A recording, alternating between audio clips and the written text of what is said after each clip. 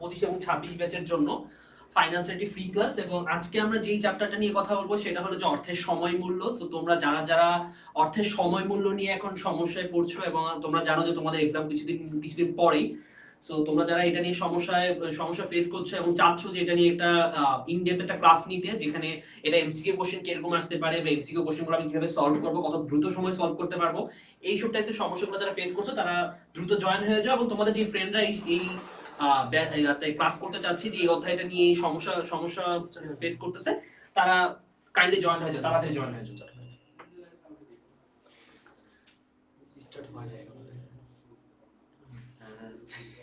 এত সুন্দর করে নেট স্লো নাকি?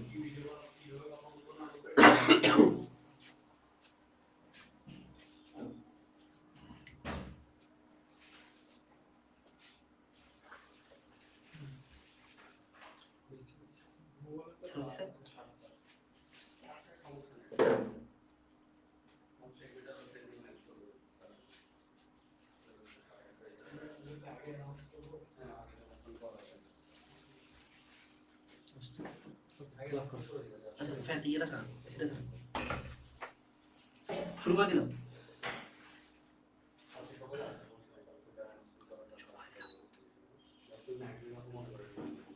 আচ্ছা, আসসালামু আলাইকুম সবাইকে। আমি তোমাদের মাশরাফি ভাইয়া। আজকে তোমাদের সাথে আবার এসেছি এইচএসসি 25-26 ব্যাচদেরকে নিয়ে আমরা একটা ফ্রি ক্লাসের আয়োজন করছি, যেখানে আমরা আজকে হলো যে অর্থের সময় মূল্য এবং যা হলো যে তোমাদের ফাইন্যান্স প্রথম পত্রের তৃতীয় অধ্যায় যেটা অর্থের সময় মূল্য, সেটা নিয়ে আমরা আজকে হলো যে ক্লাস নিব, যেখানে আমরা হলো যে অর্থের সময় মূল্য নিয়ে যেসব সমস্যাগুলো আমরা ফেস করি, নর্মালি আমরা যেসব সমস্যাগুলো ফেস করি, বা আমরা হলাম যে এইচএসসি 25-26 পরীক্ষায় আমরা যেসব এমসিকিউ গুলো যে আমরা সলভ করবো, যেখানে অর্থের সময় মূল্য থেকে অনেকগুলো প্রশ্ন আসে, সেই প্রশ্নগুলো কত দ্রুত সময় আমরা সলভ করতে পারি সেগুলো নিয়ে আমরা কথা বলবো। তো তোমরা যারা হলো যে অর্থের সময় মূল্য চ্যাপ্টারে এমসিকিউ সলভ করা নিয়ে সমস্যা ফেস করো, যারা মনে করো যে এটা চ্যাপ্টার তোমরা এখনো ক্লিয়ার না, ঠিকমতো ক্লিয়ার না, আরো বেশি ইনডেপথ নলেজ লাগবে, যারা মনে করো যে তোমাদের এখনই দরকার লাইক কিভাবে সলভ করা যায় এই জিনিসগুলো, তারা হলো যে কাইন্ডলি জয়েন হয়ে যায় এবং তোমাদের যেই বন্ধুরা আছে তাদেরকেও বলো তারা যেন জয়েন করে এবং আমাদের সাথে থাকে। এবং আমরা হলাম যে আগামী 1 ঘন্টা যাবত এই চ্যাপ্টারটা নিয়ে ইনডেপথ এটার বিভিন্ন এমসিকিউ কোশ্চেন সলভ করার চেষ্টা করবো। এবং এমসিকিউ কোশ্চেনের সাথে সাথে এই চ্যাপ্টারে যতগুলো টপিক আছে আমরা চেষ্টা করবো সবগুলো কভার করার, এবং এমসিকিউর মাধ্যমে চেষ্টা করবো সেগুলা একটা ডিপ একটা নলেজ নেওয়ার, যেভাবে কিভাবে কাজ করে কিভাবে কাজ না করে। ঠিক আছে, সো আমরা হলাম যে শুরু করি। তো প্রতিবারের মধ্যে অর্থের সময় মূল্য আমরা যখন প্রথমে চ্যাপ্টারটা শুরু করি, আমরা অর্থের সময় মূল্য নিয়ে একটা ছোটখাটো একটা ওয়ান লাইনের একটা দিই, মানে অনলাইনের একটা অ্যান্সার দিই, যেখানে আমরা চেষ্টা করি, মানে আমি এখানে বোঝানোর চেষ্টা করি কিভাবে অর্থের সময় মূল্যটা কাজ করে, বা যে কোনো একটা চ্যাপ্টারে যে চ্যাপ্টার নিয়ে আমরা কথা বলি সেই চ্যাপ্টারটা কিভাবে কাজ করে সেটা একটা এক লাইন আমরা বোঝার চেষ্টা করি। এখন অর্থের সময় মূল্য এই জিনিসটা কিভাবে আপনার সাথে খুবই দরকার। ঠিক আছে, তো এখন আমরা যখন ফাইন্যান্স পড়াশোনা করি বা আমরা যখন ফাইন্যান্স নিয়ে যখন কাজ করি, তো আমাদের কোম্পানি হিসেবে আমরা সবসময় চিন্তা করবো, আমরা যখন ফাইন্যান্স নিয়ে যখন পড়বো সবসময় নিজেকে একটা কোম্পানির সাইড থেকে চিন্তা করবেন, একটা কোম্পানির সাইড বা একটা ব্যাংকের সাইড থেকে চিন্তা করবেন। এখন আপনি ধরেন চিন্তা করেন যে আজকে যদি আপনি একটা টাকা, সেই টাকাটা যদি আজকে যদি ইনভেস্ট করেন বা কোনো একটা জায়গায় যদি আজকে যদি আপনার কাছে থাকে, ভবিষ্যতে সেই টাকাটা আপনার হয়তো সেম মূল্যটা থাকতে পারে না। এটা অনেক রকম রিজন থাকতে পারে। তো রিজন নাম্বার 1 হইতে পারে যে আপনার হলো যে হয়তো আপনার এটার ইনফ্লেশন অ্যাড হইছে। একটু দাঁড়ান,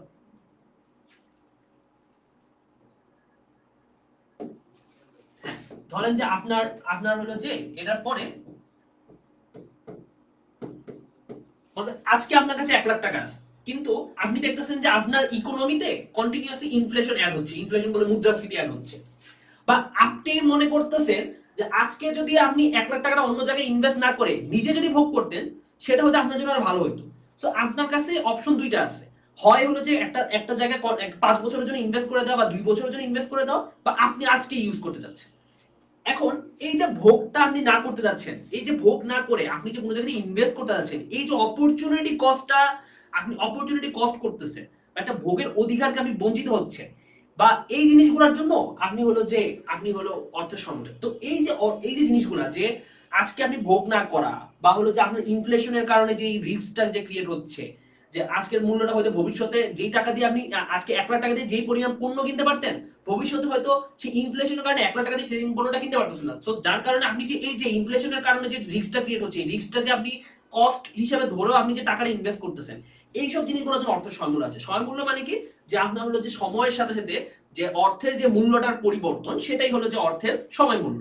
এখন আজকে আমরা যখন চ্যাপ্টারের ভিতরে ঢুকবো, আমরা হলো যে এখানে এই চ্যাপ্টারটা নিয়ে আমরা হলো যে ইনডেপথ আলোচনা করব, যেহেতু আমরা একদম খুবই নিয়ার বাই, আমরা জানি অর্থের সময়মূল্যটা কিভাবে কাজ করে, অর্থের সময়মূল্য যে বিভিন্ন টপিকগুলো আছে, বিভিন্ন সূত্রগুলো আছে, সেগুলো আমরা জানি যে কিভাবে সূত্রগুলো কাজ করে, সূত্রগুলো কোন জায়গায় কোনটা ইউজ করতে হয়, সেই জন্য আমরা বললাম যে এগুলোর ভিতরে এখন যাব। এখন আমরা ভিতরে যাই। 1 নাম্বার কোশ্চেনটা দেখেন। 1 নাম্বার কোশ্চেনটা কি লেখা, যে নিচের কোনটি অর্থের সময় অগ্রাধিকারের কারণ নয়। এখন এই কোশ্চেনটা যখন আমরা প্রথমেই বলছি যে আপনি যখন একটা এমসিকিউ সলভ করবেন, একদমই কথা, যেহেতু আপনি এইচএসসি কোশ্চেন করতেছেন, সলভ করতেছেন, সো যেহেতু আপনার এখানে ক্যালকুলেটর ব্যবহার আছে, সো এখানে খুবই প্রিসাইজ ওয়েতে আপনার কাছে এখানে সময় আছে, আপনার কাছে সময় আছে 30টা সলভ করার মতো সময় আছে, কিন্তু সময়টা ভালো মতো ইউটিলাইজ করতে হবে। কোন জায়গায় কোন কোশ্চেনটা কোন সময় কত টাইমের মধ্যে সলভ করবেন, এটার মধ্যে আপনাকে একটা প্রিসাইজ একটা ধারণা থাকতে হবে। আপনাকে বুঝতে হবে যে কিছু চ্যাপ্টার আছে যেসব কোশ্চেনগুলো সলভ করা আপনার জন্য হয়তো একটু টাফ বা আপনার জন্য একটু সময় সাপেক্ষ ব্যাপার, কিন্তু কিছু কোশ্চেন আছে যেগুলো হয়তো তাড়াতাড়ি সলভ করতে হবে। সো চেষ্টা করবেন যে কোশ্চেনটা যখন পড়তেছেন ভালো মতো পড়বেন, কিওয়ার্ডগুলো বের করার চেষ্টা করবেন, এবং যে অপশনগুলো দেওয়া আছে সেই অপশনগুলো দিয়ে অ্যাকচুয়ালি কি মিন করে সেইগুলো দিয়ে আমি হলো যে কথা বলবো। এখন আমরা দেখতেছি এখানে কি কোশ্চেন দেওয়া, নিচের কোনটি অর্থের সময় অগ্রাধিকারের কারণ নয়। এখন আমরা অর্থের সময় মূল্য বলতে বুঝি অর্থের সময় অগ্রাধিকার। এখন এখানে কি বলতেছে যে ভাই অগ্রাধিকার কোনটাতে আপনি দিবেন না, মানে কোনটার কারণে আমি অর্থের সময়মূল্যকে অগ্রাধিকার দিবেন না, এটা কারণ জানতে চাইছে। এখন আপনার কাছে এখানে 4টা অপশন দিছে। 1 নাম্বার অপশন দিছে অনিশ্চয়তা, 2 নাম্বার অপশন দিছে আপনার মুদ্রাস্ফীতি, 3 নাম্বার অপশন দিছে ভোগ, 4 নাম্বার অপশন দিছে সুদের হার। এখন আমরা যখন বইয়ে যখন পড়তেছিলাম, আমরা দেখছিলাম যে অর্থের সময় মূল্যের কয়েকটা রিজন আছে। আমরা দেখছি যে আপনার হয়তো একটা ঝুঁকি হতে পারে, আপনি হয়তো ভবিষ্যতে বাঁচবেন তার কোনো নিশ্চয়তা নাই, বা আপনার ভবিষ্যৎ অনিশ্চিত, ভবিষ্যতে যে আপনি 1 লাখ টাকাটা কোনো জায়গায় ইউজ করতে পারবেন সেটা কোনো নিশ্চয়তা নেই। সো আপনি যে আজকে 1 লাখ টাকা কাউকে ধার দিচ্ছেন, বা 1 লাখ টাকা যে আপনি কারো কাছে ইনভেস্ট করতেছেন, এই 1 লাখ টাকাটা দুঃখিত 1 লাখ টাকাটা যে পরবর্তী সময় আপনি পাবেন তার কোনো নিশ্চয়তা নেই। তো এই যে অনিশ্চয়তাটা, এই যে রিস্কটা, এটাকে মিটিগেট করার জন্য, এটাকে মিনিমাইজ করার জন্য হয়তো আপনাকে একটা এক্সট্রা বেনিফিট দেওয়া হচ্ছে, একটা এক্সট্রা ইন্টারেস্ট দেওয়া হচ্ছে, যে হ্যাঁ আমি আপনার কাছে 1 লাখ টাকা নিছি, কিন্তু ভবিষ্যতে 2-3 বছর পরে আপনাকে আমি 10% হারে এত টাকা একটা ফেরত দিব। তো এই যে এক্সট্রা টাকাটা তোমাকে দিয়ে বা আপনাকে দিয়ে যে আপনাকে একটা বোঝানো হচ্ছে যে হ্যাঁ তুমি তো দিছো 1 লাখ টাকা, বাট তুমি তো মানে ইন রিটার্ন তুমি হলো যে 1,30,000 টাকা পাচ্ছ। এই যে 30,000 টাকা তোমাকে এক্সট্রা দিচ্ছে, এই জিনিসগুলো যে অনিশ্চয়তার কারণে, যে ভয়টার কারণে, যে আমি হয়তো বেঁচে নাও থাকতে পারি, আজকে তো আমি ইউজ করতে পারতাম, বাট আমি কেন টাকাটা দিব, এই যে কেন টাকাটা দিব, এই কেনটার অ্যানসারটা দেওয়ার জন্য অর্থ সংগ্রহটা হচ্ছে। সো আমরা বুঝলাম যে অনিশ্চয়তাটা আপনার হলো যে একটা রাইট রিজন, যে এটা অবভিয়াসলি অর্থের সংগ্রহের কারণে অ্যাড করা লাগবে। দ্বিতীয় কথা চিন্তা করেন ভোগ, এই কথা আমি একটু উপরে বলে আসছি, যে আপনি হয়তো পারতেন আজকেই ভোগ করতে, টাকাটা আজকেই ভোগ করে ফেলতে পারতেন, বা আজকে আপনি কোনো জায়গায়, আজকে অন্য কোনো জায়গায় ইউজ করতে পারতেন, আজকে আপনি 1 লাখ টাকা কোনো একটা জায়গায় নিয়ে নিজে ভোগ করতে পারতেন, কিন্তু আপনি সেটা ভোগ না করে কারো কাছে ইনভেস্ট করলেন, আপনি সেটা ভোগ না করলে কাউকে ঋণ দিলেন। এই যে ঋণ দেওয়ার মাধ্যমে আপনি যে নিজের ভোগের যে ক্ষুধাটা, সেই ক্ষুধাটা যে আপনি করলেন, স্যাক্রিফাইস করলেন, এই স্যাক্রিফাইসটার জন্য তো আপনাকে কিছুটা একটা এক্সট্রা বেনিফিট তো দেওয়া লাগবে। এই বেনিফিটটা অর্থাৎ সময় মূল্যের জন্য অগ্রাধিকার, যে আপনি ভোগটাকে বাদ দিয়ে আপনি যে এই জায়গায় ইনভেস্ট করাটাকে প্রেফার করছেন, সেই জন্য আপনাকে আমি এক্সট্রা কিছু টাকা দিচ্ছি, এক্সট্রা সুদের হার দিচ্ছি। সো বুঝলাম যে ভোগও একটা রিজন হইতে পারে, একটা অগ্রাধিকার কারণে রিজন হতে পারে। মুদ্রাস্ফীতি, এটা নিয়ে কথা হইছে যে আপনার আজকে 1 লাখ টাকার মূল্য দিয়ে আপনি যে পরিমাণ জিনিস কিনতে পারতেন, হয়তো ভবিষ্যতে ইনফ্লেশন অ্যাড হওয়ার কারণে সেই পরিমাণ মূল্যটা আপনি হয়তো অ্যাড করতে পারলেন না, সেই পরিমাণ পণ্যটা আপনি হয়তো নিতে পারলেন না। তো এই যে মুদ্রাস্ফীতিটা যে আপনি বাড়বে, এটা যখন ভয় পাচ্ছেন, তো আপনি কেন আজকে টাকাটা ইনভেস্ট করেন, টাকাটা আজকে আপনি অন্য জায়গায় কাজ করতে পারেন, কাজে লাগাইতে পারতেন, অন্য জায়গায় ভোগ করতে পারতেন। এই যে মুদ্রাস্ফীতি, সো মুদ্রাস্ফীতিটা বুঝলাম যে অর্থের সময় মূল্য একটা কারণ হইতে পারে। সো তিনটা রিজনে যখন হলো, অ্যানসার অবভিয়াসলি 4 নাম্বারই হবে, সুদের হার। সুদের হারের উপরে আপনার কখনো অর্থের সময় মূল্য ডিপেন্ড করে না, অগ্রাধিকার কখনো সুদের হারের উপর ডিপেন্ড করে না। হ্যাঁ আমরা জানি যে আপনার অর্থের সময় মূল্য নির্ধারণের ক্ষেত্রে সুদের হার খুবই ইম্পর্টেন্ট একটা টপিক, বাট অগ্রাধিকার কেন অর্থের সময় মূল্য অ্যাড হয়, কেন অর্থের সময় মূল্য অ্যাকচুয়ালি গণনা করা হয়, সেটার রিজন কখনো সুদের হার হয় না। সো অ্যানসার আমরা বুঝলাম 4 নাম্বার। সো আপনারা যারা 4 নাম্বার অ্যানসার দিয়েছেন তাদের অ্যানসার ঠিক আছে। আমার সাথে সাথে থাকেন, অ্যানসারগুলো দেওয়ার চেষ্টা করেন। আচ্ছা, এরপরে কোশ্চেন দেখেন, এই যে কোশ্চেনটা এসে পড়ছে যে নিচের কোনটি অর্থের সময় মূল্য নির্ধারক নয়। অপশনে কি দেওয়া? 1 নাম্বার দেওয়া অর্থের পরিমাণ, 2 নাম্বার দেওয়া সময়, 3 নাম্বার দেওয়া সুদের হার, 4 নাম্বার দেওয়া মুদ্রাস্ফীতি। এখন প্রথম কোশ্চেনটা কি ছিল? প্রথম কোশ্চেনটা ছিল যে অর্থের সময় মূল্য অগ্রাধিকার দেওয়ার কারণগুলো কি কি, বাট এখানে বলছে নির্ধারক। মানে আপনি যে অর্থের সময় মূল্যটাকে যে বিভিন্ন ফর্মুলা দিয়ে নির্ধারণ করেন, সেই যে উপাদান কি কি লাগে, মানে অর্থের সময় মূল্য নির্ধারণ উপাদান কি কি লাগে। ধরেন যে একদম নরমাল যে চক্রবৃদ্ধি সুদ যেটা, যে FD is equal to PV into 1 plus I two the power n। এখন এই যে PV বলতে আমরা বুঝি কি, হয়তো প্রেজেন্ট ভ্যালু, তো এর মানে কি এটা দ্বারা অর্থের পরিমাণ বোঝায়।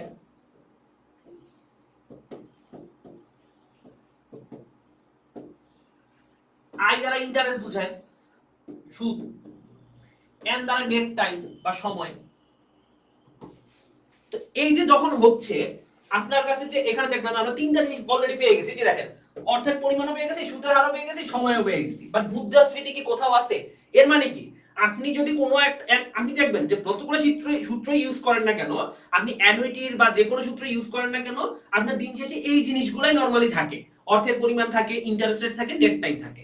এখন মুদ্রাস্ফীতি কোনো জায়গায় কি আপনি কখনোই আপনার যে ফর্মুলাগুলো আপনি যে এতদিন যাবত পড়ছেন, এই যে এতদিন যাবত পড়ছেন অর্থের ফর্মুলা যে ফর্মুলাগুলো, সেখানে কি কোথাও মুদ্রাস্ফীতি অ্যাড করতে দেখছেন? না, সেই অ্যানসারটা। সো মুদ্রাস্ফীতি আপনার অর্থের সময় মূল্য অগ্রাধিকার দেওয়ার কারণ বা অর্থের সময় মূল্য হওয়ার কারণ, কিন্তু এগুলো নির্ধারণের জন্য কখনো মুদ্রাস্ফীতি লাগে না।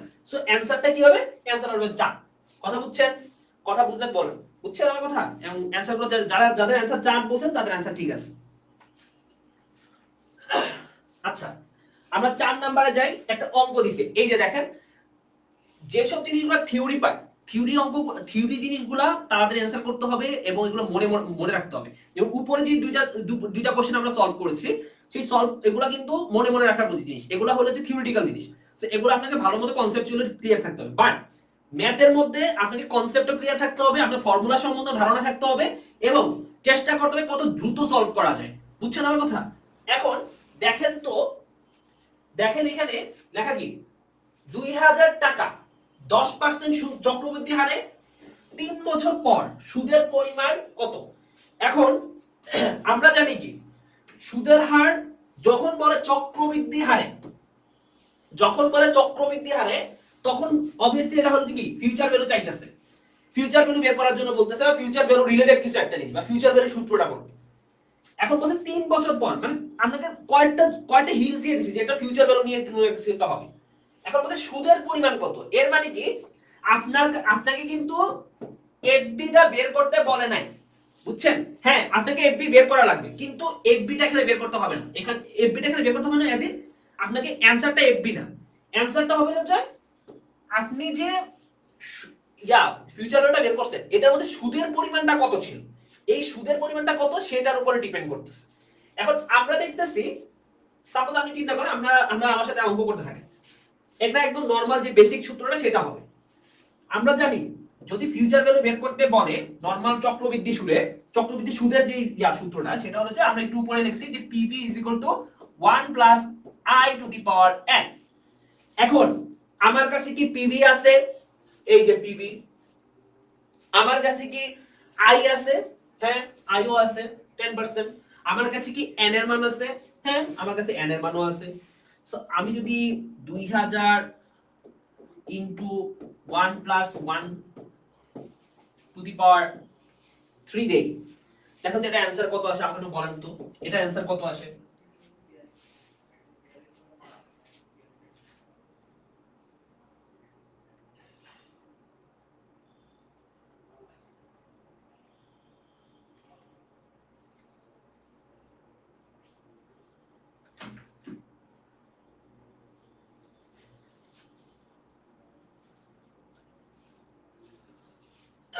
আচ্ছা,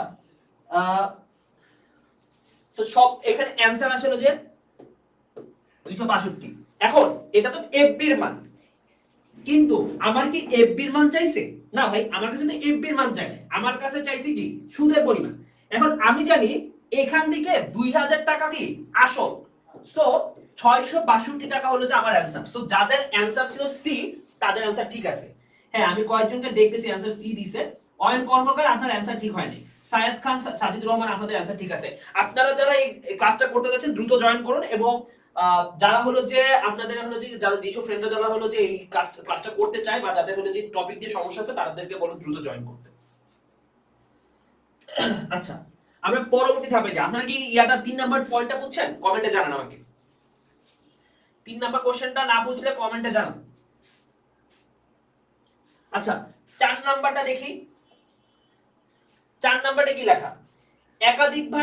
একাধিকবার সুদ গণনার ক্ষেত্রে বাই মান্থলি অবস্থায় এম এর মান কি? এখন এটা দেখে আবার ভয় পাওয়ার কিছু না, এটা ম্যাথ না, এটা হলো কনসেপচুয়াল কোশ্চেন। আপনার কোশ্চেনের মানে বুকের ভিতরে মানে বইয়ের ভিতরে কনসেপচুয়াল কোশ্চেন, এবং বইয়ের ভিতরে একটা বড় একটা এরকম একটা ছক আছে। এই ছকের মধ্যে আপনার হচ্ছে এম এর মানগুলো লেখা আছে। এখন আমরা জানি কি এম বলতে কি বোঝায়?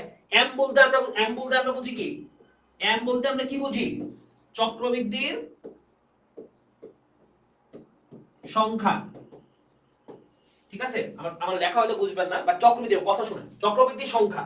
এখন ধরেন যে আপনাকে বলছে বাই মান্থলি। এখানে বাই মান্থলি বলতে কি বোঝায় সেটা বুঝতে হবে। বাই মান্থলি বলতে বোঝায় যে অর্ধবার্ষিক। এর মানে কি বছরে 2 বার, ঠিক না?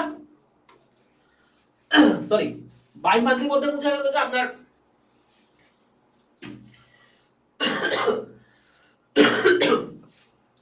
মানে হলো যে ষান্মাসিক বলে, ষান্মাসিক। বাই মান্থলি বোঝায় হলো ষান্মাসিক। তো ষান্মাসিক মানে হলো 30 দিন। আপনার যদি মাসে যদি 30 দিন হয় আপনার সংখ্যা, 30 দিন যদি হয়, তো ষান্মাসিক বলতে বোঝায় 15 দিন। তো এখন যদি 15 দিন হয় তাহলে আপনার এম এর মান কত হবে সেটা।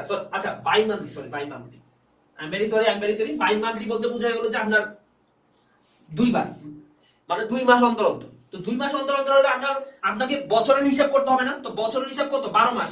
তো আপনার যদি বাই মান্থলি বলতে 2 বোঝায়, তবে কি আপনি 6 দুগুণে 12 না, 2 into 6 into 12 না? সো আমার যদি বাই মান্থলি বলতে 2 বোঝায়, মানে 2 মাস অন্তর অন্তর বোঝায়, তাহলে আপনাকে চক্রবৃদ্ধি সংখ্যা কত হবে?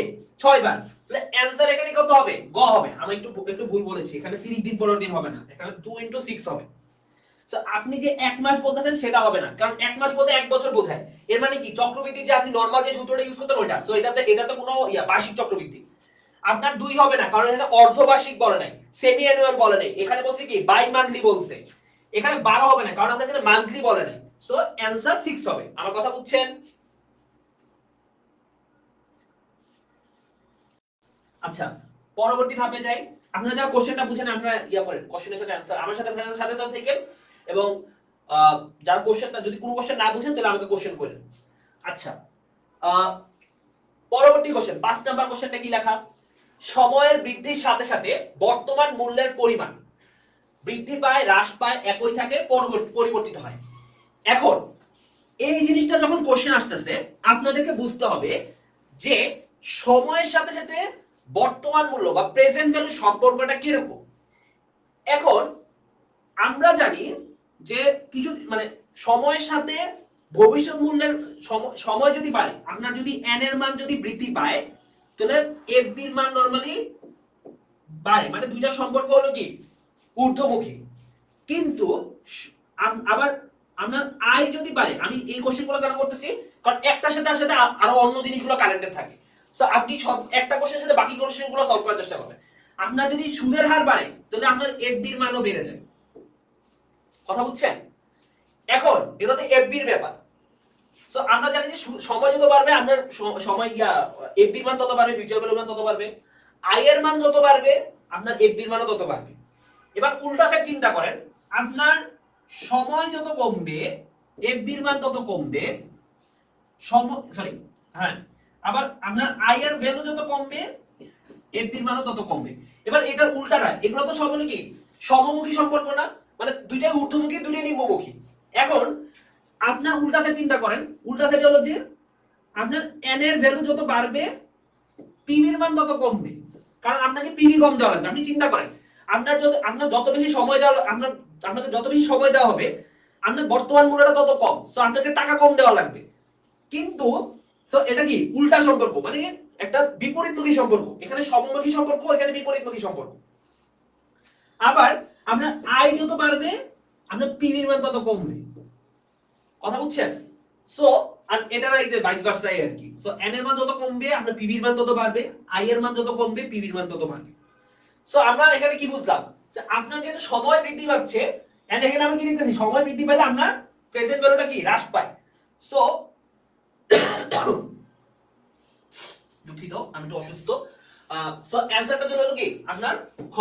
সো এখানে যদি বৃদ্ধি পায় অ্যানসারটা হবে না, আপনার একই থাকে এটা হবে না, এন্ড পরিবর্তিত হয়, হ্যাঁ অবভিয়াসলি পরিবর্তিত হয়, বাট অ্যানসার এখানে হ্রাস পায় হবে। আচ্ছা, সো যারা 5 এর অ্যানসার যারা বি দিয়েছেন তাদের অ্যানসার হয়েছে, সাইদ খান সাজিদুর রহমানের অ্যানসার হয়েছে। বাকিদের অ্যানসার খুবই স্লো আসতেছে, একটু দ্রুত অ্যানসার করার চেষ্টা করবেন।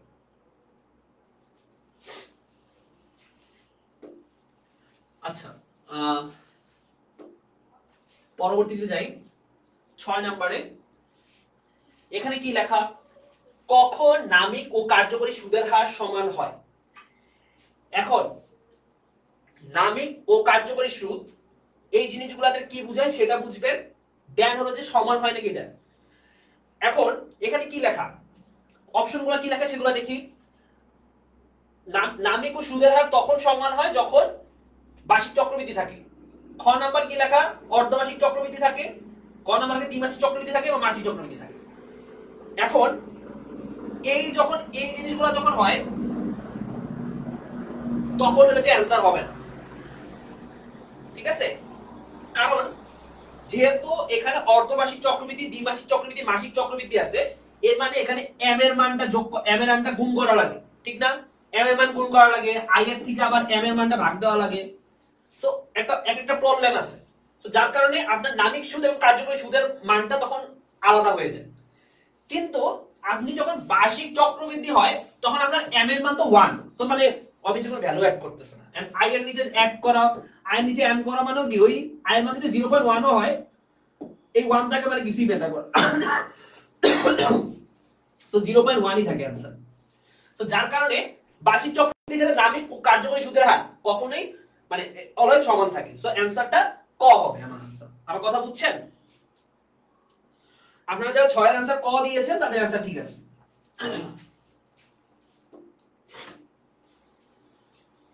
আচ্ছা, 7 নাম্বার কোশ্চেনটা দেখি আমরা। এখন 7 নাম্বার কোশ্চেনে লেখা সুদের হার শূন্য হলে বর্তমান মূল্য কত হয়। এখন সুদের হার ডাইরেক্টলি শূন্য দিয়ে দেওয়া হয়েছে।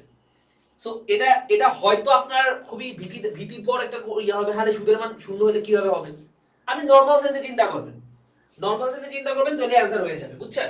একদম একদম কমন সেন্স খাটাই চিন্তা করবেন। আর যদি ম্যাথমেটিক্যালও সলভ করেন দেখবেন যে আপনি নিজেই ইয়া হয়ে যাবেন, যে বোকা হয়ে যাবেন যে কিভাবে এই অ্যানসারটা হলো, ঠিক আছে?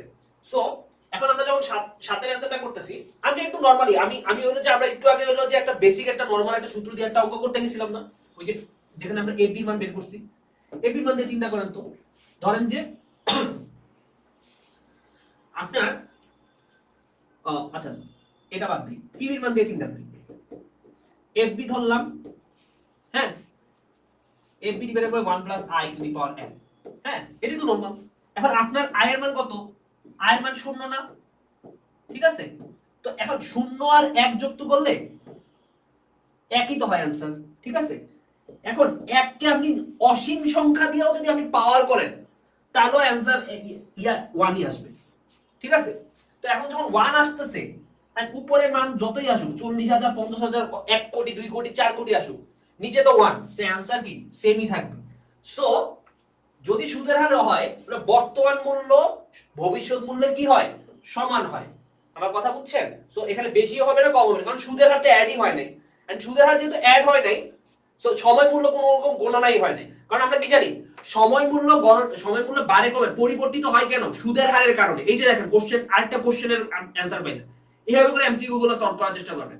যখন পড়তেছেন এমসিকিউ গুলো এমন এমসিকিউ গুলো পড়ার চেষ্টা করবেন যেগুলো দিয়ে মাল্টিপল কয়টা এমসিকিউ অ্যানসার আসে, কথা বুঝছেন? তাহলে আপনার পড়াটা ইজি হয়ে যাবে, আপনি দ্রুত সময়ে খুব বেশি বেশি এমসিকিউ সলভ করতে পারবেন। আচ্ছা, পরবর্তী ধাপে যাই। 8 নাম্বার কোশ্চেনটা কি?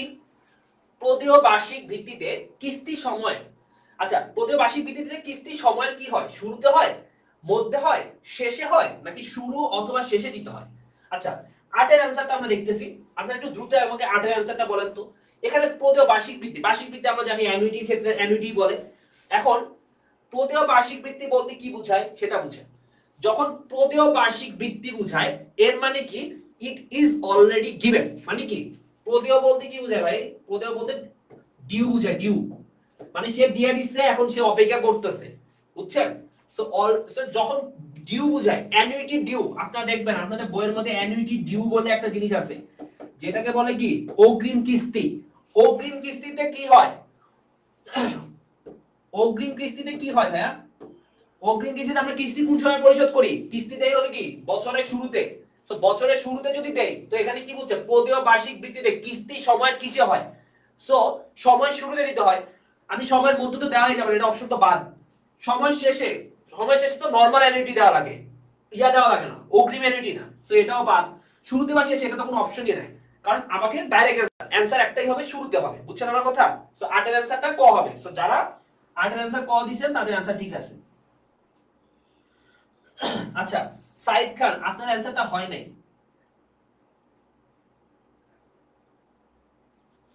অ্যানসারটা হয় নাই কারণ শুরু অথবা শেষে দিতে হয় না। আপনি প্রদেয়টা দিয়ে কি বোঝায় সেটা বুঝেন। প্রদেয় বলতে ডিউ বুঝায়, মানে কি? আপনি অলরেডি দিয়ে দিবেন, টাকাটা অলরেডি দিয়ে দিবেন। সো অ্যানসার শুরুতে হবে। আচ্ছা, 9 নাম্বারটা দেখি আমরা। 9 নাম্বারটা দেখি আমরা একটু অ্যানসার দ্রুত করার চেষ্টা করি।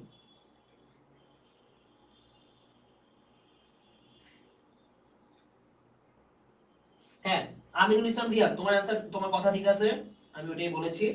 9 নাম্বারটা দেখি। 2000 টাকা 10% চক্রবৃদ্ধি সুদে 6900 টাকা হবে। এই যে আগের একটা মেয়াদ দিয়েছে, আপনাদেরকে এখন n এর মানটা বের করতে হবে। এখন এই সব কোশ্চেন দেখলে ঘাবড়ায় যাওয়ার কিছু নেই, যেহেতু n একটু ডিফারেন্ট টাইপের জিনিস, কোনো কিছু ঘাবড়ায় যাওয়ার দরকার নেই। জাস্ট সিম্পলি চেষ্টা করবেন যে মানে সবগুলা অ্যানসার দিন। যেহেতু আপনারা এইচএসসি এক্সাম দিবেন, আপনাদের ক্যালকুলেটর ব্যবহার করতে দিবেন। তো আপনি ক্যালকুলেটর ব্যবহার করে জাস্ট সবগুলা বছরগুলো চেক করে দেখবেন, একদম নরমাল সেন্সে এটা সবগুলো বছর চেক করে দেখবেন, দেখবেন যে কোন জিনিসটা অ্যানসারটা আসতেছে। সো এখন আমাকে একটু 9 অ্যানসারটা দ্রুত দেন তো। 9 অ্যানসারটা কি হতে পারে একটু বলেন তো আমাকে।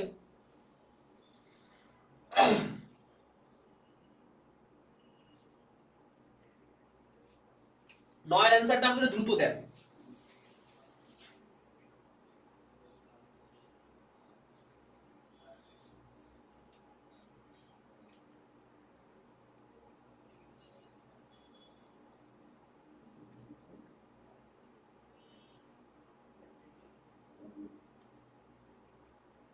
আচ্ছা, 9 এর অ্যানসার অনেকেই দিয়ে দিয়েছে।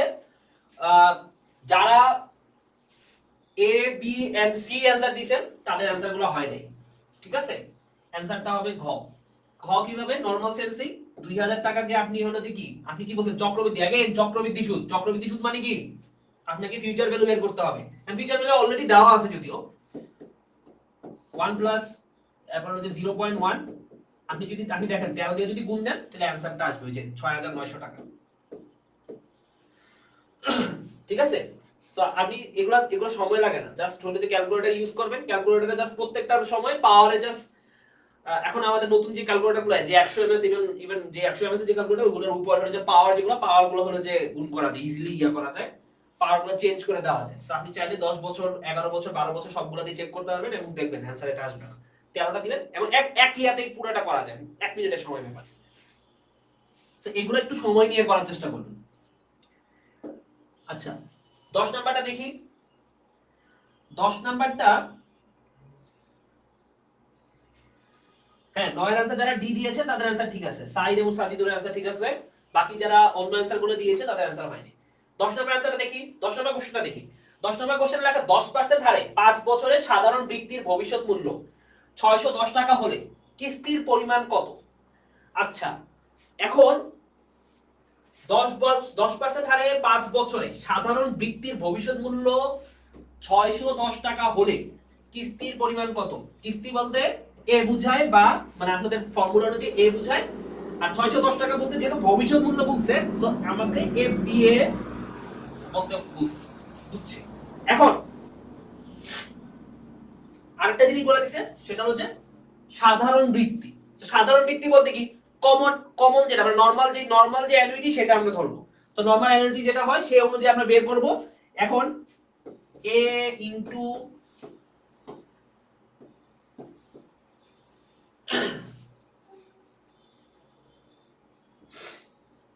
আপনারা হলো যে এখানে a এর মানটা এখানে আসবে, ঠিক আছে? তো আমার কাছে fb এর মান দেওয়া আছে, আমার কাছে আমার fb এর মানটা সবকিছু দেওয়া আছে। তো সবকিছু দেওয়ার পরে আপনার হলো যে জাস্ট আমাকে a এর মানটা দেওয়া নেই। এখন যখন a এর মানটা দেওয়া নেই আমাকে জাস্ট এই টাকাটা এদিকে নিয়ে যেতে হবে। এখানে যে কাজটা থাকবে আমি অ্যানসারটা এখানে লিখি নাই, সেই জায়গাটা হলো যে এরকম 610 টা এখানে হলো যে ওই জায়গাটা ভাগ দিতে হবে। ভাগ দেওয়ার পর যে অ্যানসারটা আসবে সেই অ্যানসারটাই হলো কি আপনার হলো যে a এর মান। আমার কথা বুঝছেন? তাহলে আমাকে একটু দ্রুত a এর মানটা জানান তো, আমাকে হলো যে 10 এর অ্যানসারটা জানান আমাকে।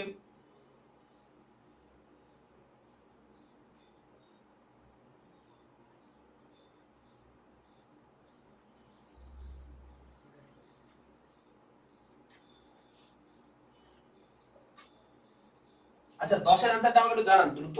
হ্যাঁ দ্রুত আমাকে 10 এর অ্যানসারটা জানান। আচ্ছা 10 এর অ্যানসার যারা এটা দিবেন তাদের অ্যানসার ঠিক আছে, বাকি যেগুলো দিবেন ওইগুলো অ্যানসার হয় না, ঠিক আছে?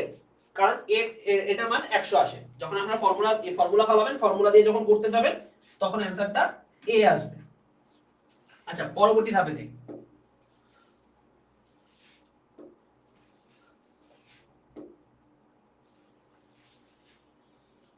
আচ্ছা কোন বিনিয়োগ হতে প্রতি বছর 20,000 টাকা পাওয়া গেলে যদি সুদের হার 12% হয় তবে বিনিয়োগের বর্তমান মূল্য কত? সো আমাকে অবভিয়াসলি পিভির মূল্য চাইছে। আপনাদেরকে প্রচুর ম্যাথ করানো হচ্ছে কারণ আমরা চাই যে আপনার ম্যাথগুলো ঠিকমতো করেন, ম্যাথগুলো সলভ করার চেষ্টা করেন। এখন পিভির মান চাইছে, আমার কাছে কি কি লাগবে সেগুলো আমার কাছে দেওয়া আছে। দেওয়া আছে যে কোন বিনিয়োগ হতে প্রতি বছর আপনি 20,000 টাকা পাইছেন, পাওয়ার পরে যদি বিনিয়োগের সুদের হার 12% হয় তবে বিনিয়োগের বর্তমান মূল্য কত? এর মানে আমাকে পিভি ভ্যালু চাইছে। এখন অনেকে প্রতি বছর এই অ্যামাউন্ট প্রতি বছর ওয়ার্ডটা দেখে না, তারা হলো যে একটা অন্য জিনিস মনে করে। তারা মনে করে প্রতি বছর যেহেতু বলা আছে এর মানে এটা কি, এটা হলো অ্যানুইটির মান। কিন্তু এটা কিন্তু অ্যানুইটি বুঝায় নাই ভাইয়া, এটা কিন্তু অ্যানুইটি বুঝায় নাই। এই জিনিসটা বুঝাইছিল এফবি। কারণ আপনারা দেখবেন আপনাদের বইয়ের মধ্যে দুই রকমের সূত্র আছে। একটা হলো যে সুষম মানে সমান সমান, যখন সমান নগদ প্রবাহ থাকে তখন এক রকমের সূত্র হয়, যখন আপনার অসমান প্রতি বছর অসমান নগদ প্রবাহ থাকে তখন আরেকটা সূত্র হয়। এখন এখানে যে সূত্রটা দেওয়া আছে, এখানে যে সূত্রটা দেওয়া আছে সেই সূত্রটা হলো যে আপনার সমান নগদ প্রবাহ। বুঝছেন আমার কথা? এখন যেহেতু সমান নগদ প্রবাহ হবে তো সেটা পিভির মূল্য কত হবে? PV is equal to normal যে সূত্রটা হয়, দুঃখিত, FB is equal to 1 plus I to the power n। এখন এটা তো একটা জিনিস গেল। সেকেন্ড সমস্যাটা দেখেন, এখানে কোনো n এর মান নাই। তো যেহেতু n এর মান নাই সো আমাকে ধরে নিতে হবে যে এখানে n কত, এখানে n ছিল 0। এখন n যেহেতু 0 হবে,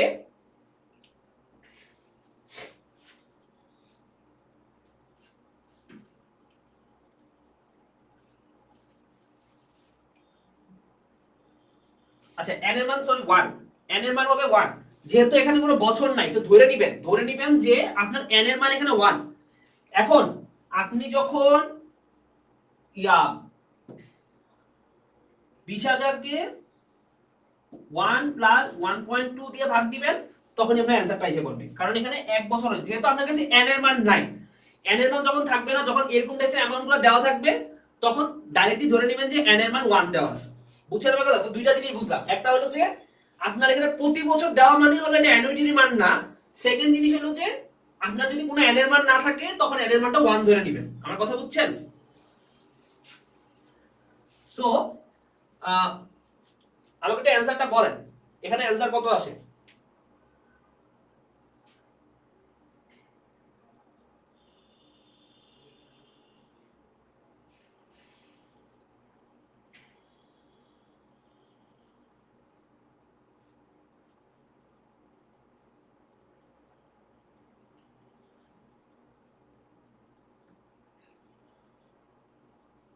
বাবারা আমাকে 11 অ্যানসারটা একটু বলেন তো, জলদি জলদি বলেন, আমরা পরবর্তী ধাপে চলে যাই।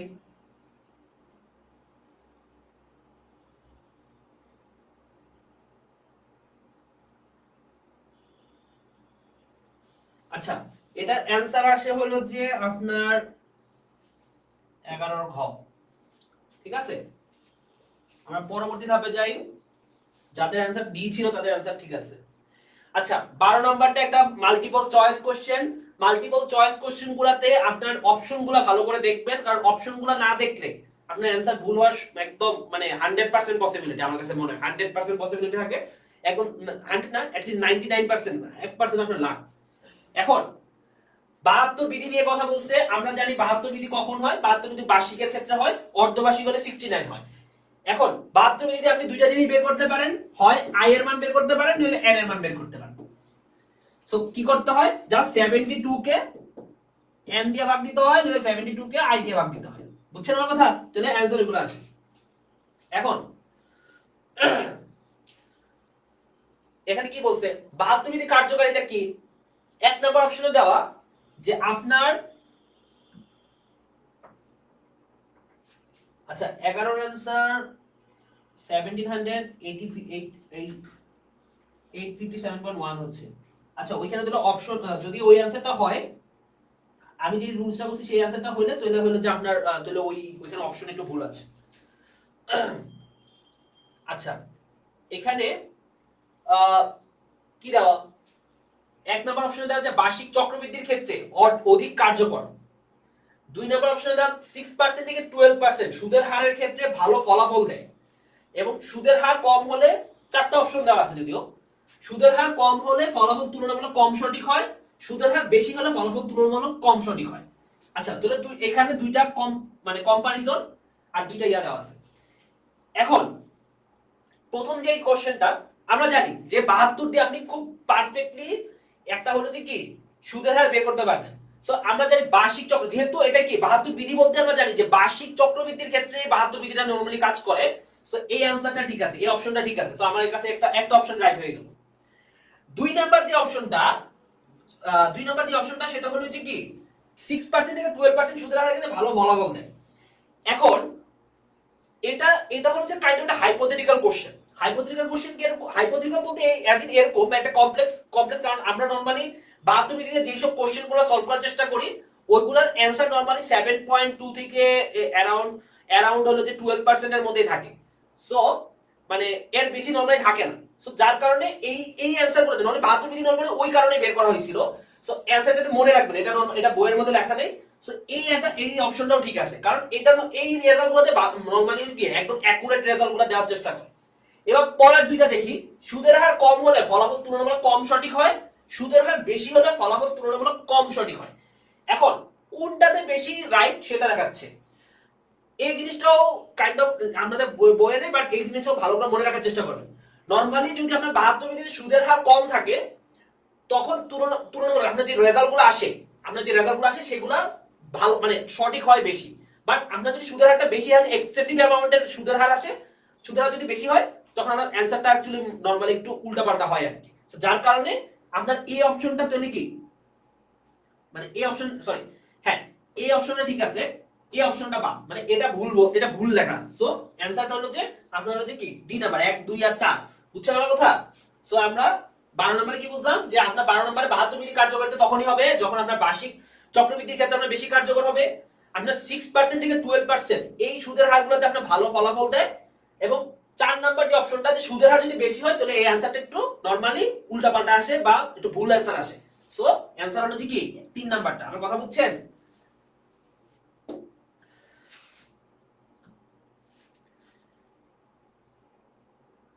আচ্ছা, 11 নম্বরের ক্যালকুলেশনটা আমি বুঝাই বলবো না, সমস্যা নেই, আমরা পরবর্তীতে আসবো।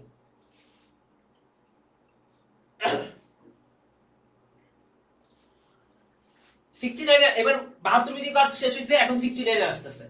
69 আমাদের নরমালি কি হয়, 69 আমরা জানি যে অর্ধবার্ষিক ক্ষেত্রে বা আপনার হলো যে যেটা কি সেমি অ্যানুয়াল যেটাকে বলে বা হাফ ইয়ারলি যেটাকে বলে সেটাকে বলে, এইসব ক্ষেত্রে আপনার হলো যে 69 এর ইয়াটা রুলসটা বেশি কাজ করে। এখন 69 এখানে চারটা অপশন দিছে। অবিরত চক্রবৃদ্ধির ক্ষেত্রে অধিক কার্যকর ফলাফল দেয় 1 নাম্বার অপশন। 2 নাম্বার অপশন দা সুদের হার কম হলে ফলাফল তুলনামূলক কম সঠিক হয়। সুদের হার বেশি হলে ফলাফল তুলনামূলক কম সঠিক হয়। আপনার যে কোনো সুদের হারের জন্য তুলনামূলক সঠিক ফল দেয়। এখন আমার 13 নম্বর অপশনটা কি? প্রথম কথা, আপনার যদি এটা হয়, আমরা জানি যে কি 69 এর যে ইয়াটা সেটা সেমি অ্যানুয়াল বা এম এর মান রিলেটেড জিনিসগুলোর ক্ষেত্রে আমরা বেশি কার্যকর দেয়। তো অবিরত চক্রবৃদ্ধি বলতেই এটাই বোঝায়, সো এটা ঠিক আছে। এখন এই তিনটা অপশনের মধ্যে দেখেন সেম জিনিস কথা। এখন আমরা এটা জানি যে 69 যে রুলসটা আছে সেটার মধ্যে আপনি যদি আই এর মান বের করতে চান খুবই অ্যাকুরেট অ্যানসার দেয়। সো আপনার যে এই দুটো অপশন আছে এই দুটো অপশন হবে না, কারণ যেহেতু আমি কি জানি আপনার যে সুদের হার যেটা আছে 69 রুলস এর মধ্যে মাধ্যমে আপনি বেশি সঠিক ফলাফল পান বা বেশি মানে নরমাল যে অ্যানসারটা অ্যাকুরেট অ্যানসার সেই অ্যানসারটা পান। সো এটা ঠিক আছে আর এটা ঠিক আছে। সো অ্যানসার হলো সি নাম্বার। সো অ্যানসার যারা 13 সি অ্যানসার দিয়েছেন তাদের অ্যানসার ঠিক আছে। আমার কথা বুঝছেন? হ্যাঁ, ওয়ালাইকুম আসসালাম ভাইয়া। আমরা পরবর্তী ধাপে যাই। 14 নাম্বার, নগদ অর্থের বর্তমান মূল্যের পরিমাণ কিসের উপর নির্ভর করে না? নগদ অর্থের বর্তমান মূল্যের পরিমাণ কিসের উপর নির্ভর করে না? সো আপনার যে নগদ অর্থ আছে সেটার বর্তমান মূল্য কিসের উপর নির্ভর করে সেটা কোশ্চেন করছে। এখানে বলছে যে সরল সুদের হার,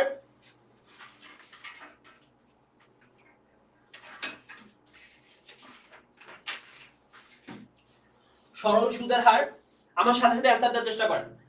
সরল সুদের হার, খ নম্বর অপশনটা সময়, গ নম্বর অপশনটা কার্যকরী সুদের হার এবং ঘ নম্বর অপশনটা মুদ্রাস্ফীতি। এগেইন আপনার সময় মূল্যের জন্য কোন কোন উপাদান দরকার, কোন কোন ফর্মুলাটা করার জন্য ফর্মুলেট করার জন্য আপনার কোন কোন উপাদান দরকার। আপনার সুদের হার লাগবে ভাই, সুদের হার লাগবে, আপনাকে সময় লাগবে, আপনাকে কার্যকরী সুদের হার লাগবে, কারণ এই তিনটা দিয়ে আপনি কি নরমালি কি আপনি বর্তমান মূল্য বের করেন। বাট আপনার কি মুদ্রাস্ফীতি লাগে? তো অ্যানসারটা এটাই হবে না, কারণ মুদ্রাস্ফীতি তো আপনার লাগে না। মুদ্রাস্ফীতিতে আপনার কখনোই কোনো রকম সময় মূল্যের ফর্মুলাতে লাগে না। সো অ্যানসার এটা হবে, কনসেপচুয়াল জিনিস। আচ্ছা 15 নম্বরটা কি দেখি, মেয়াদি সুদের হার সময়কাল। মেয়াদি সুদের হারের সময়কাল কিরকম হয় সেটা জিজ্ঞেস করছে। আমার সাথে সাথে অ্যানসার দেওয়ার চেষ্টা করেন। 14 অ্যানসার ডি। হ্যাঁ, আপনার অ্যানসার ঠিক আছে। 15 নম্বর দেখেন, মেয়াদি সুদের হারের সময়কাল 1 মাসের কম 1 মাসের বেশি, 1 বছরের কম 1 বছরের বেশি। আমাকে 15 নম্বরের অ্যানসারটা দেন। মেয়াদি সুদের হারের সময়কাল কি হয়? নরমালি মেয়াদি সুদ বলতে বোঝায় যে পুরো বছরের সুদ, আপনি সুদের হারটা কি পুরো বছরের ধরেন। সো অ্যানসারটা নরমালি 1 বছর বা 1 বছরের কম হবে আর কি, বুঝছেন? 1 মাসও হবে না, কারণ সুদের হার কখনো 1 মাসের ধরা হয় না। আপনি আপনার যে আই এর মানটা দেওয়া থাকে সেটা সবসময় 1 বছরের একটা অ্যামাউন্ট থাকে, পরে আপনি সেটাকে এম দিয়ে ভাগ করে হলো যে আপনি কি বের করেন, আপনি হলো যে কি সুদের হারটা বের করার চেষ্টা করেন, ওই মাসে সুদের হার কত সেটা বের করার চেষ্টা করেন আই কে যখন আপনি এম দিয়ে ভাগ দেন। ঠিক আছে? 1 বছরের বেশি হবে না, 1 বছরের কম হবে। নরমালি এটা অপশনটা হবে যে 1 বছর, বুঝছেন? 1 বছর অ্যানসারটা কম হবে না, 1 বছর হবে। কারণ আপনাকে যে আয়ের মানটা দেওয়া থাকে, সেটা কি পুরো 1 বছরের একটা মান, মানে পুরো 12 মাসের একটা মান। সেটা থেকে আপনি হলো যে ওই অবিরত চক্রবৃদ্ধি যখন থাকে তখন হলো আপনি এম দিয়ে ভাগ করে করে অ্যানসার দেওয়া যাবে। এখানে অ্যানসারটা হবে সি। এখানে কমটাই লিখে ফেলছে, উনি ভুলে লিখে ফেলছে, বাট অ্যানসার হবে হলো সি। 1 বছর হবে না।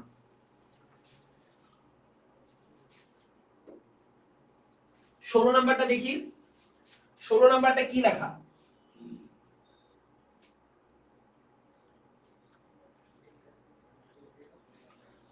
অর্ধবার্ষিক ভিত্তিতে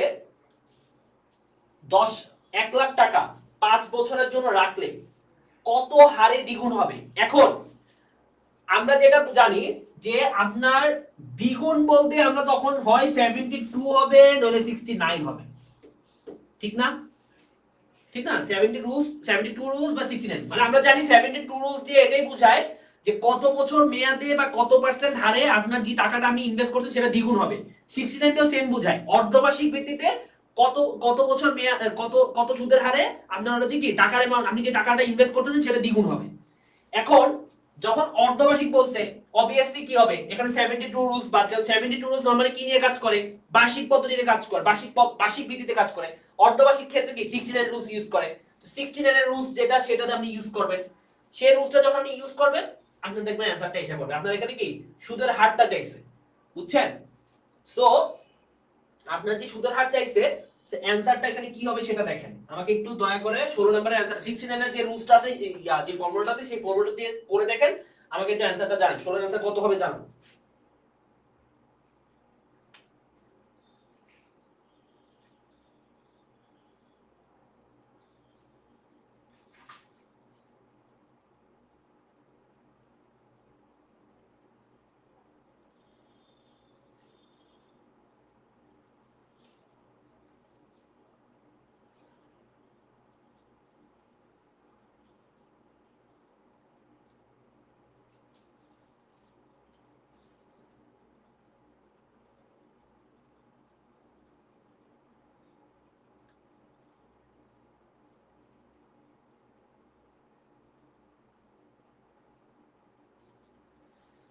আচ্ছা 69 এর রুলস কোনটা সেটা দেখেন। আচ্ছা 69 এর রুলস হলো 0.35 প্লাস আপনার হলো যে 69 ডিভাইডেড বাই m, ঠিক আছে? এটাই তো রুলস, এটাই তো ফর্মুলা। এখন আপনার কাছে কি কি আছে সেটা দেখেন। আপনার কাছে কত হার, মানে কি আপনাকে r এর মান বের করতে হবে। আপনার কাছে 5 বছর দেওয়া আছে, ঠিক আছে? তো বাকি জিনিসটা আপনার এই টাকার অ্যামাউন্টটা দরকার নেই, আপনার দরকার n এর মানটা খালি। তো আপনি n এর মানটা বের করে দেখেন, দেখেন অ্যানসারটা কি আসবে। 16 এর অ্যানসার আমার এখানে আসার কথা, আমার এখানে আসছিল যে 14.15। সো অ্যানসার এটা হবে। কথা বুঝছেন? তো 16 অ্যানসার যারা ডি বলছেন তাদের অ্যানসার ঠিক আছে।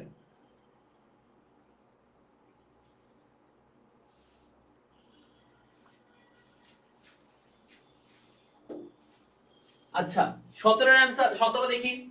মুদ্রাস্ফীতি হয় সুদের হার বাড়লে, সুদের হার কমলে, নির্ধারিত পরিমাণের বেশি অর্থ ছাপালে এবং ক এবং গ উভয়। আচ্ছা মুদ্রাস্ফীতি কখন হয় এই জিনিসটা এখনো কোশ্চেন করছে। মুদ্রাস্ফীতি কখন হয় সেটা অ্যানসার জিজ্ঞেস করছে। এখন আমরা জানি আপনার যদি সুদের হার বাড়ে, আপনার যদি টাকার সুদের হারটা বাড়ে, সো আপনার হলো কি আপনি আমি নরমাল এটা হলো যে একটা ইকোনমিক্স এর কোশ্চেন। ইকোনমিক্স এর কোশ্চেন এভাবে কাজ করে। ধরেন যে আপনাকে ব্যাংক হলো বেশি সুদ দিতেছে, সুদের হার বেশি দিছে।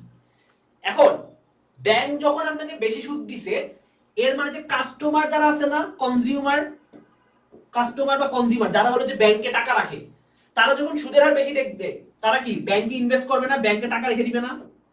এখন ব্যাংকে যখন টাকা রাখতেছে, ব্যাংকে টাকাটা ইনক্রিজ হইতেছে না?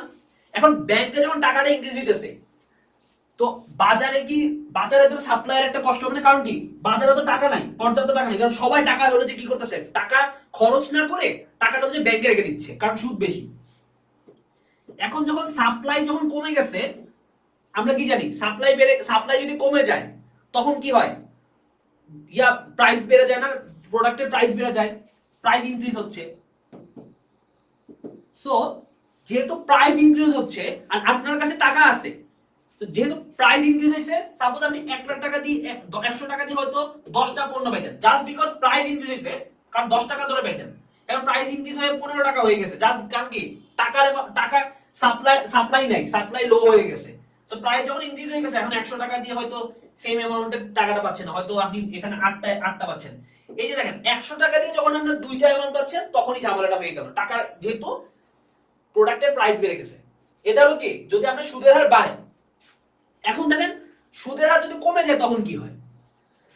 সুদের হার যখন কমে তখন হলে কি, ধর আবার সেম কথা চিন্তা করেন, ব্যাংকে যখন সুদের হার কমাই দিল, মানুষজন কি করলো, সুদের হার যেহেতু কমে গেছে, মানুষজন এখন টাকা কি করতেছে, তুলে নিচ্ছে। টাকা যখন তুলে নিচ্ছে, তো এখন কি হচ্ছে, ব্যাংকের কাছে কোনো টাকা নেই, মানুষের কাছে অঢেল টাকা। এখন যেহেতু ডিমান্ড, এখন কি আপনার হলো যে সাপ্লাই অনেক বেশি, ঠিক আছে? সাপ্লাই অনেক বেশি, টাকার সাপ্লাই মানে মানি সাপ্লাইটা অনেক বেশি। এখন সামহাউ তো কোনো একটা কিছু একটা করতে হবে। সো তখন দেখা যাচ্ছে যে আপনার যে কনজিউমার যারা যারা হলো যে যারা পণ্যের পণ্যের ইয়া আছে, তারা কি করলো, আপনার হলো যে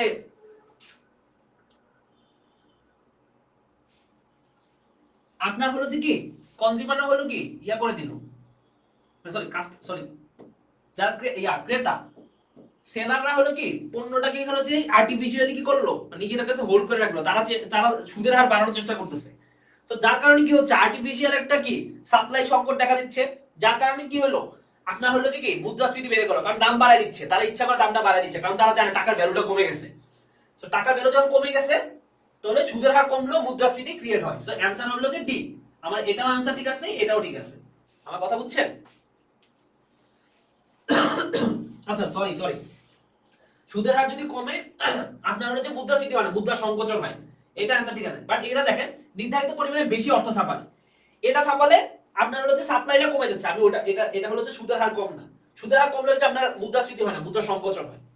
বাট আপনার যদি নির্ধারিত পরিমাণে বেশি অর্থ ছাপান, মানে আপনার যে পরিমাণ অ্যামাউন্ট আছে তার থেকে বেশি আপনি অর্থ ছাপাচ্ছেন, সো আপনার মানি সাপ্লাই বেশি, এই কারণে তখন হলো যে মুদ্রাস্ফীতি ক্রিয়েট হয়। তাহলে অ্যানসার ক আর গ হবে। সো অ্যানসার যাতে ডি নাম্বার দেওয়া তাতেই হবে। খ নাম্বারের ইয়েটা হলো যে মুদ্রা সংকোচন হয়, মুদ্রাস্ফীতি হয় না, কিন্তু গ নাম্বারের ক্ষেত্রে আপনার মুদ্রাস্ফীতি হয়। আপনি 18 নাম্বারটা দেখেন, চক্রবৃদ্ধির সংখ্যা এবং বর্তমান মূল্যের সম্পর্কটা কি?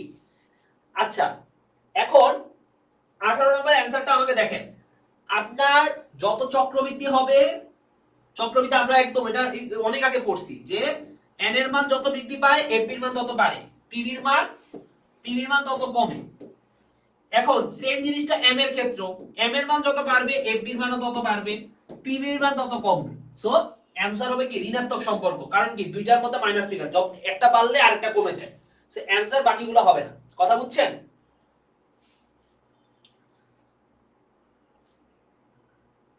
আচ্ছা যাদের 18 অ্যানসার যারা সি দিয়েছে তাদের অ্যানসার ঠিক আছে। 19 নাম্বারটা দেখেন, অ্যানুইটি কিস্তির পরিমাণ। অ্যানুইটি কিস্তির পরিমাণ অ্যানুইটি ধরনের উপর নির্ভরশীল, অ্যানুইটি ডিউতে পরিবর্তনশীল, অ্যানুইটি সাধারণে পরিবর্তনশীল, সর্বদা সমান। আচ্ছা 19 নাম্বারের অ্যানসার কি হইতে পারে? এখানে আমরা জানি কিস্তির পরিমাণ কি সবসময় সমান হয়, সবসময় সমান হয়। সো উপরের গুলো একটাও হবে না, আপনার কারো উপর নির্ভরশীল না, অ্যানুইটি সর্বদা সমান থাকে। আপনার 20,000 টাকা যদি প্রথম বছর আপনি 20,000 টাকা কিস্তিতে দেন, পুরো 10 বছর যাবত যদি হয় 10 বছর আপনি প্রতিবারই আপনার কি 20,000 টাকায় কিস্তি দিবেন। কথা বুঝছেন? পরবর্তীতে আসি 20 নাম্বারটা দেখি, অর্থের বর্তমান ও ভবিষ্যৎ মূল্যের বৈশিষ্ট্য সময়ের সম্পর্ক। বর্তমান এবং ভবিষ্যৎ মূল্যের বৈশিষ্ট্য সম্পর্ক কি? নেই, সমমুখী, বিপরীতমুখী, বৈশিষ্ট্য মান অনুযায়ী খ আর গ উভয়ই হতে পারে। আচ্ছা 20 এর অ্যানসারটা কি হতে পারে বলেন তো আমাকে? এখানে একটা জিনিস দেখেন, আমরা কিন্তু এই যে ওই জিনিসটা বারবার n এর মান বাড়লে কি হয়, i এর মান বাড়লে কি হয়, m এর মান বাড়লে কি হয়, এই সব জিনিসগুলাই কিন্তু ভাই n এর মান বাড়লে আমরা দেখতেছি fb বাড়তেছে, pv কমতেছে, i বাড়লে দেখতেছি fb বাড়তেছে, pv কমতেছে, সবগুলোতে কিন্তু এরকম হচ্ছে। এখন দেখেন বৈশিষ্ট্য যেগুলো আছে সেই বৈশিষ্ট্যগুলো কিন্তু সবগুলাই কি বিপরীতমুখী সম্পর্ক হচ্ছে, একটার সাথে ধনাত্মক সম্পর্ক হচ্ছে, আরেকটার সাথে কি ঋণাত্মক সম্পর্ক হচ্ছে। তো যখন ঋণাত্মক আর ধনাত্মক দুইটা সম্পর্ক মানে কি দুইজনের মধ্যে কি বিপরীতমুখী সম্পর্ক, সো অ্যানসারটা সি হবে। কথা বুঝছেন? নেইও হবে না, সহমুখী, কারণ কোনটাই দেখতেছেন না যে একসাথে fb এর মানও বাড়তেছে, pv এর মানও বাড়তেছে, দুইটাই উল্টা উল্টা সম্পর্ক। সো বিপরীতমুখী হবে অ্যানসার। বুঝছেন আমার কথা?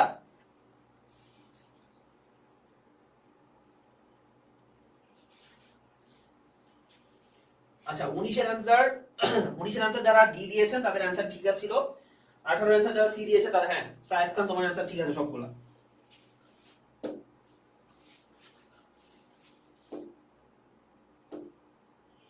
21 নাম্বারটা দেখি, সময় রেখায় প্রকাশিত হয়। সময় রেখা দ্বারা আপনি কি প্রকাশ করেন? সময় রেখা দ্বারা আপনি কি প্রকাশ করেন? এখানে সময় রেখা বলতে হলো যে এরকম একটা রেখা, ধরেন যে 5 বছরের একটা মেয়াদ। এখন প্রতি বছর হয়তো আপনি চিন্তা করতেছেন যে আপনার নগদ প্রবাহ যেটা আছে সেই নগদ প্রবাহ তো সেম না। বুঝছেন আমার কথা?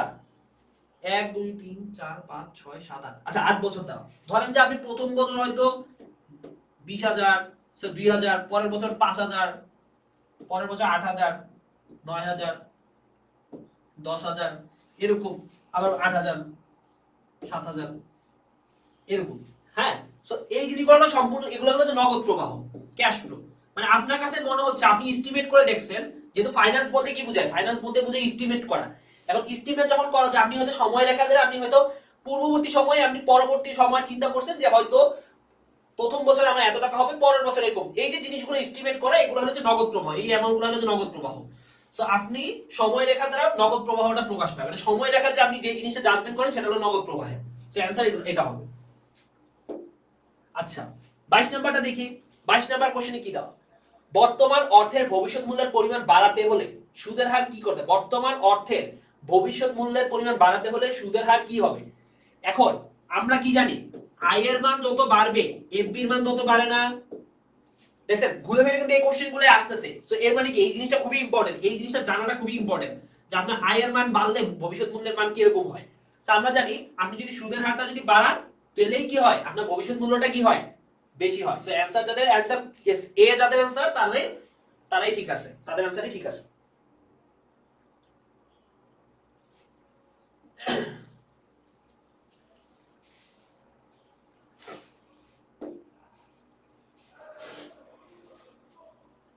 আচ্ছা, 23 নাম্বারটা দেখি। বার্ষিক সুদের হার 16% আর দ্বিবার্ষিক সুদের হার 8% এর মধ্যে পার্থক্য কি? আচ্ছা, বার্ষিক সুদের হার যদি 16% হয় আর দ্বিবার্ষিক সুদের হারের মধ্যে যদি 8% হয়, দ্বিবার্ষিক বলতে কি বছরে দুইবার। এখন আপনি বলেন তো 16কে যদি আপনি দুই ভাগে ভাগ দেন, 16 মানে কি পুরো বছরের মেয়াদ। তো 16কে আমরা নরমালি কি করে, আই এর সাথে এম কে ভাগ দেই না? তো এম এর মান যদি 2 হয়, তো 16 এর মান যদি হয় তাহলে কি 8% না? 8%। এখন যদি এটা হয় তাহলে পার্থক্যটা কি কোনো রকম পার্থক্য আছে? আপনি দ্বিবার্ষিককে যদি বার্ষিক করতে চান, তখন 8% কে কি 2 দিয়ে গুণ দিবেন না, তাহলে 16%ই হয়, ঠিক না? 16% দিতে হয়। সো এটার মধ্যে কোনো পার্থক্য নেই, বুঝছেন আমার কথা? সে आंसर ক হবে। যাদের आंसर এ দিবেন তাদের आंसर ঠিক আছে।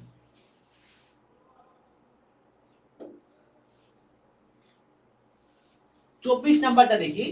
চিরস্থায়ী বার্ষিক বৃত্তির উপকরণ নয়। চিরস্থায়ী বার্ষিক বৃদ্ধি, চিরস্থায়ী বলতে আমরা জানি যে আপনার হলো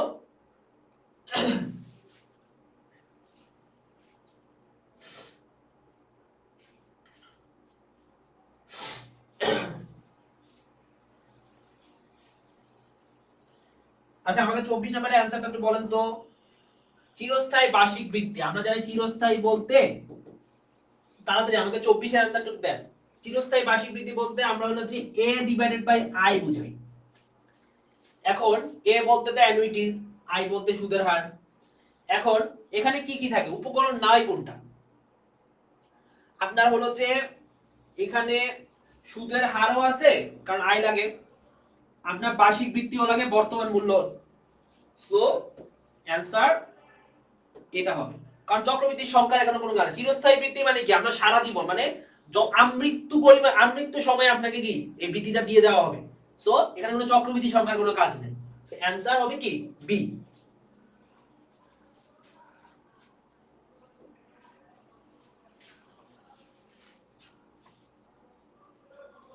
আচ্ছা, 25 নাম্বারটা দেখি। 5 বছরের অগ্রিম অ্যানুইটিতে প্রথম বছরের এন এর মান কত হবে? 5 বছরের অগ্রিম অ্যানুইটিতে প্রথম বছরের এন এর মানটা কত হবে? এখন আপনি যদি 5 বছরের প্রথম বছর মানে বছরের শুরুতে যদি আপনি এন্ট্রি দেন, এন্ড 5 বছর এটা কি বলছে 5 ইয়ার্স না? এখন আপনি তো বলছেন অগ্রিম অ্যানুইটি, অগ্রিম অ্যানুইটি কি বছরের শুরুতে দেয় না? তো যদি শুরুতে দেয় এর মানে কি 5 বছরের শুরুতেও দিবেন। তো 5 বছরের শুরুতে মানে কি আপনি 1 বছর এখন অতিবাহিত করেন নাই, তাহলে অ্যানসার কি হওয়ার কথা, জিরো হওয়ার কথা না? জিরো হওয়ার কথা, কারণ কি আপনি তো 5 বছর এখন শুরুই হয় নাই, মানে 1 বছর তো পাসই হয় নাই। তো আপনি যেহেতু বছরের শুরুতেই দিয়ে দিয়েছেন, সো অ্যানসার হবে এ। এখানে 1 কেন হবে না? 1 হবে না একটাই কারণ, কারণ এখানে বছরের শেষে বলে নাই, বছরের শুরুতে বলছে। এখন যেহেতু বছরের শুরুতেই বলে গেছে, এর মানে আপনি 5 বছরের একদম প্রথম বছরের শুরুতেই দিয়েছেন। তো যেহেতু শুরুতে হইছে, এর মানে কি আপনার এখন 1 বছর পার হয় নাই। 1 বছর তখন বাড়াইতো যদি আপনাকে কোশ্চেনে বলতো কি যে ভাই সাধারণ অ্যানুইটিতে তখন 1 হইতো। বুঝছেন আমার কথা? তাহলে অ্যানসারটা কি হইতো? এ হইতো।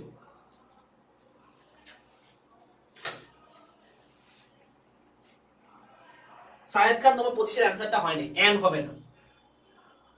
এটা এটা এটা এটা হলো যে আপনার ঋণ পরিশোধ সূচির একটা পার্ট। ঋণ পরিশোধ সূচির এরকম অনেক অঙ্ক আছে যেখানে আপনি দেখবেন যে একটাতে অগ্রিম অ্যানুইটি চাইছে, একটাতে হলো যে কি আপনার হলো যে সাধারণ অ্যানুইটি চাইছে। তো সাধারণ অ্যানুইটি হলে আপনার এখানে শুরু হইতে 1 দিয়ে, কিন্তু অগ্রিম অ্যানুইটি হলে শুরু হয় কি 0 দিয়ে। এটা হলো যে সাধারণ ঋণ পরিশোধ সূচির একটা অংশ। আপনারা বইয়ে ভালো করে দেখবেন এবং আমাদের সাথে থাকলে আপনারা এই জিনিসগুলো আরো বোঝার চেষ্টা করবেন।